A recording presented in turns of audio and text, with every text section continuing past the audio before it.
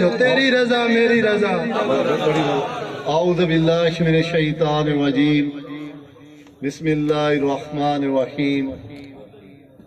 نحمدہ ونصلی علی رسول الکریم. اما بعد فاعوذ باللہ من الشیطان الرجیم. انتہائی قابل احترام میرے ٹھل کے نوجوان بزرگ بھائی، سٹیج پر بیٹھے ہوئے میرے تمام دوست ساتھی، چیئرمین حضرات، کونسلر حضرات، میں سب کی خدمت میں سلام عرض کرتا ہوں. میں شکریہ ادا کرتا ہوں. ہمارے بہت بزرگ ہیں حاجی حق نواز صاحب، ایک منجے ہوئے سیاسی کارکن ہیں، اور حکیم ظہیر الحسن صاحب، انہوں نے اور جو ان کے ساتھ نگڑیال اتحاد جو گروپ ہے، جنہوں نے آج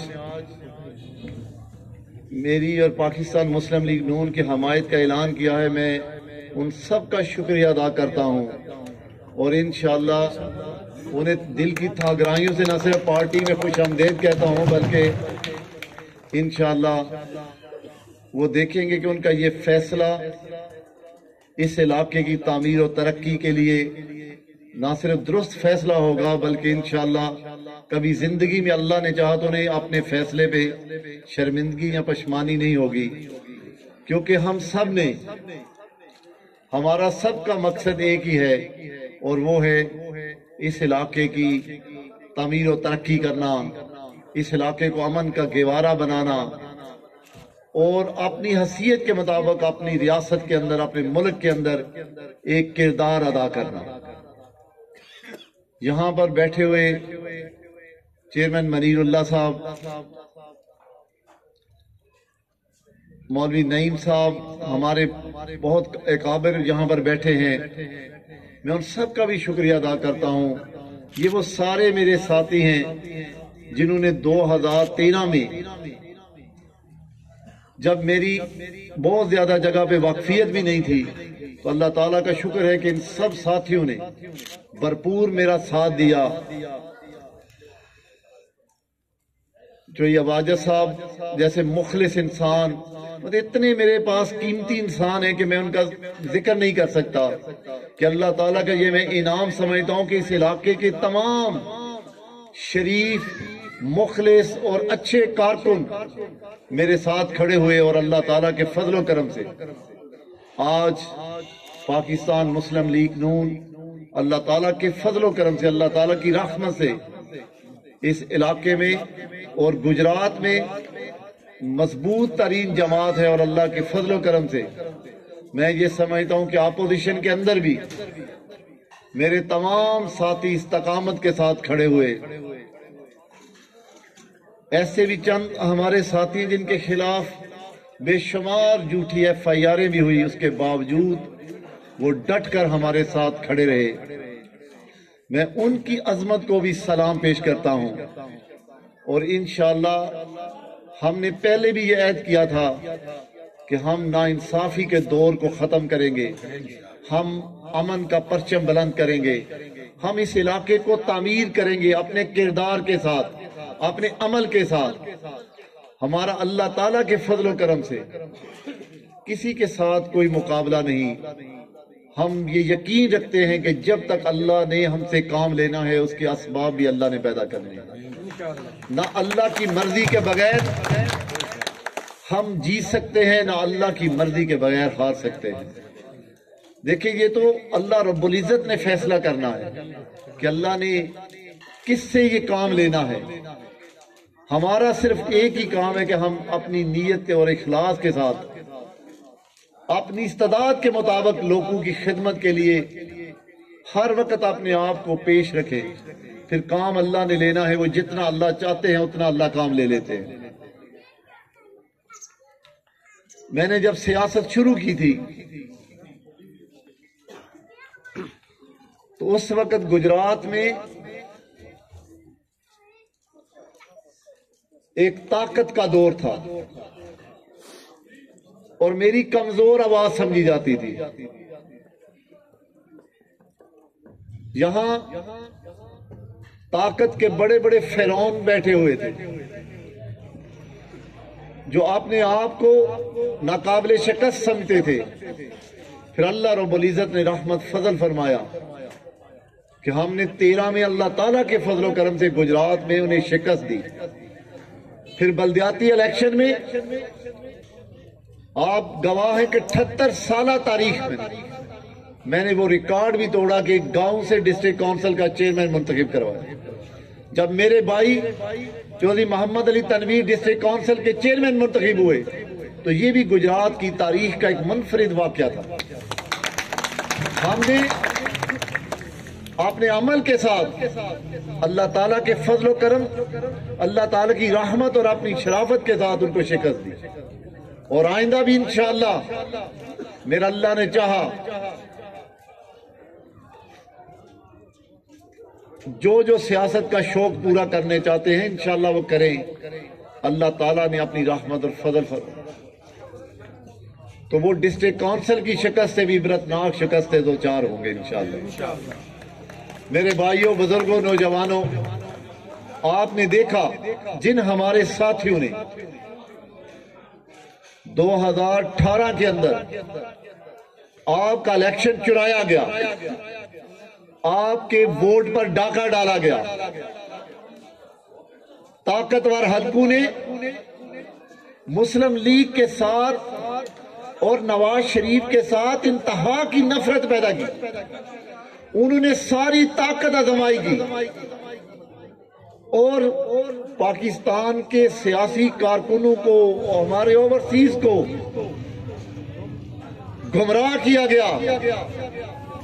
پی ٹی آئی کے نام پر میں یہ سمجھتا ہوں، آج بھی یہ سمجھتا ہوں کہ پی ٹی آئی کوئی جماعت نہیں تھی، وہ ایک گروہ کو ایسا پالش کر کے لوگوں کی آنکھوں میں، وہ کہتے ہیں نا کہ مٹی ڈال کے دھوکہ دیا گیا کہ بس عمران آ رہا ہے تو ملک تبدیل ہو جائے گا، پاکستان نیا پاکستان بن جائے گا. آج میں سمجھتا ہوں کہ پاکستان کا ایک غریب اور امیر ہر طبقے کا یہ کہتا ہے کہ خدا را اس پاگل اور نالائق سے ہماری جان جڑا دو، ہمیں واپس ہمارا پرانا پاکستان ہمیں دے دو، ہمیں یہ پاکستان نہیں چاہیے جہاں ڈالر 180 روپے کا ہو گیا، پیٹرول 70 روپے سے 143 روپے کا ہو گیا، آٹا 30 روپے سے 85 روپے کا ہو گیا، چینی 50 روپے کی 120 روپے کلو پر چلی گئی. بے شمار ایسی چیزیں کہ ان گنت نام نہیں لیا جا سکتا. میں نے اپنی پوری زندگی میں، یقین جانیے، میں نے ڈکٹیٹر معاشرہ کے دور بھی دیکھے، میں نے پاکستانی عوام کو اتنی تنگ دستی کبھی لوگوں میں نہیں دیکھی جو آج کے دور میں دیکھ رہے ہیں. یہ صرف عوام کے حقوق پر ووٹ پہ ڈاکہ ڈالنے کی وجہ سے ہم پر ایک ایسا نالائق اور بیوقوف شخص مسلط کیا گیا جس نے بنے بنائے پاکستان اور اس کی معیشت کو تباہ و برباد کر دیا. اب ہر روز اٹھے تو ایک نئی تقریر کر رہا ہوں، ہر روز اٹھے تو ایک نئی تقریر کر رہا ہے. 3 سال گزر گئے لیکن اس کی تقریروں سے اس کا پیٹ نہیں بھرا. وہ یہ سمجھتا ہے کہ لوگوں کا بھی تقریر سے پیٹ بھروں گا. یہ تو نالائق اور ناہل ٹولہ تھا. رہی گجرات کے فرعونوں کی تو اللہ تعالیٰ کے فضل و کرم سے وہ آپ سیاسی کارکن ہیں، میں کوئی بہت بڑا لیڈر نہیں. آپ کا مقابلہ انہوں نے جب بھی کیا تو پی ٹی آئی اور گروہوں کو ملا کے کیا، انفرادی حیثیت سے. اللہ کے فضل و کرم سے نہ پہلے کر سکے ہیں نہ آئندہ کر پائیں گے.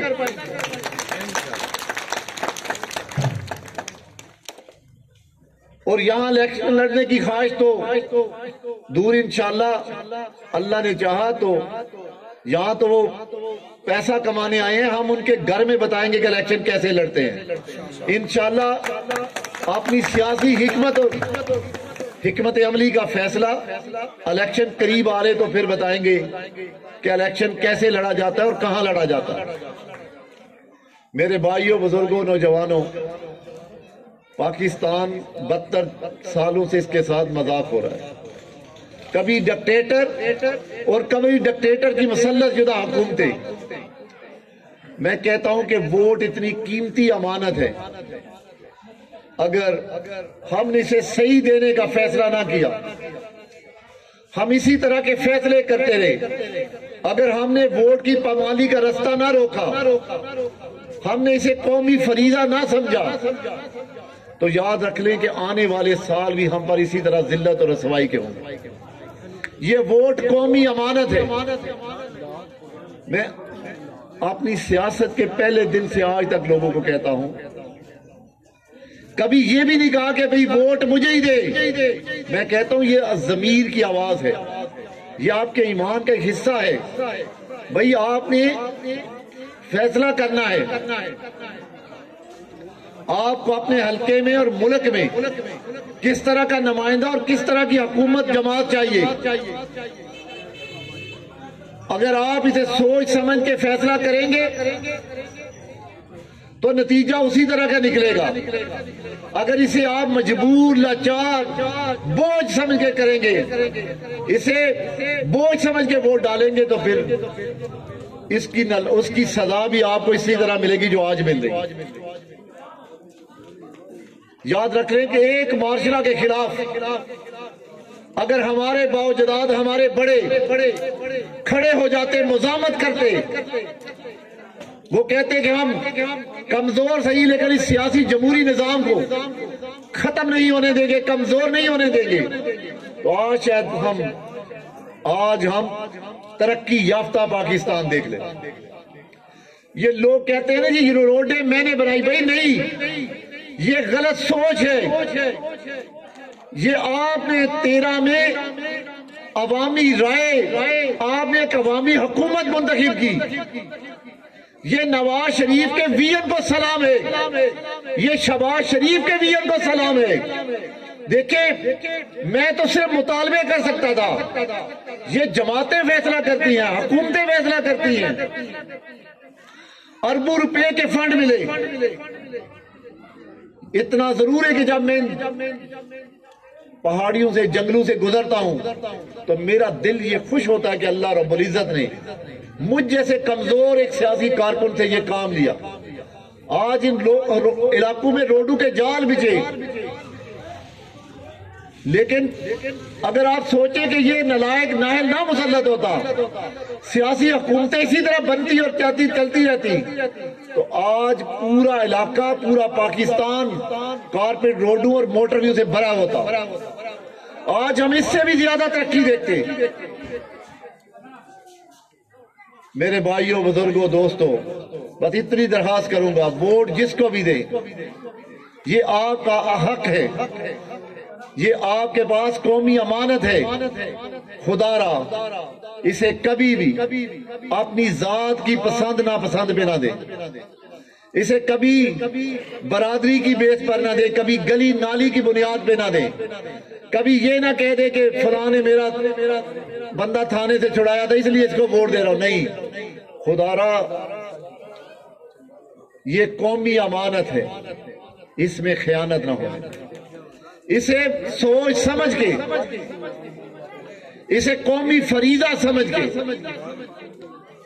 اسے اس بوتھ میں جب ڈالے تو قومی فریضہ سمجھ کے ڈالے، اور جب آپ دیکھیں کہ خیانت ہونے لگی ہے، کوئی آپ کے ووٹ پر ڈاکہ ڈالنے لگا ہے، تو اسی طرح مزاحمت کرے جس طرح یہ آپ کا خوبصورت گھر ہو، آپ کی فیملی، عورتیں، بچے رہ رہی ہوں، اور 4 ڈاکو آ جائیں، وہ آپ کا گھر لوٹنے کی کوشش کرے، کہ آپ ایسے لوٹنے دیں گے یا مزاحمت کریں گے؟ بھائی گھر بچانے کے لیے مزاحمت کریں گے، اپنی عزت کی خاطر مزاحمت کریں گے اگر آپ کے پاس کچھ ہے۔ اسی طرح ووٹ کی عزت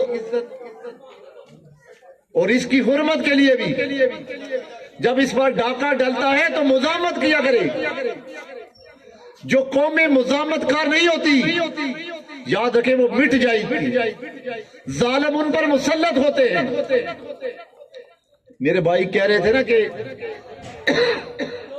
ہم نے کبھی بھی کلاشن کو ووٹ نہیں دیا، تو آپ فیصلہ کر لیں کہ آپ نے اپنے خوف اپنے دل کے اندر اللہ کے سوا کسی کا خوف نہیں بٹانا، چاہے کسی کے پاس 50 کلاشن کو کیوں نہ ہو۔ بھائی اللہ کی مرضی کے بغیر آپ کو کوئی نہ موت دے سکتا ہے نہ زندگی دے سکتا ہے۔ ان کو بےمانی کر دے، انہیں محدود کر دے۔ 13 سے لے کر 18 تک کبھی آپ نے دیہاتوں میں کبھی بندوقیں دیکھی تھی، کبھی فائرنگ ہوئی تھی؟ کیونکہ عوامی حکومت تھی، یہ میرا کردار نہیں تھا، عوامی حکومت تھی۔